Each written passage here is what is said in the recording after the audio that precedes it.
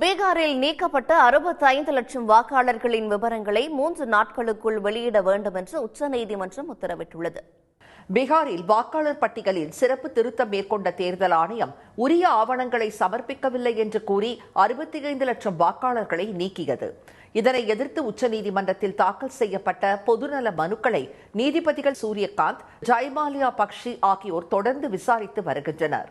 அனைத்து தரப்பு வாதங்களும் நிறைவடைந்த நிலையில் இடைக்கால உத்தரவை பிறப்பித்த நீதிபதிகள் 2025ஆம் ஆண்டு வாக்காளர் பட்டியலில் இடம் பிடித்திருந்து தற்போது வெளியிடப்பட்டுள்ள வரைவு வாக்காளர் பட்டியலில் இடம் பெறாத 65 லட்சம் வாக்காளர்களின் விவரங்களை மாவட்ட அளவில் இணையதளத்தில் வெளியிட வேண்டும் என தேர்தல் ஆணையத்திற்கு உத்தரவிட்டனர்.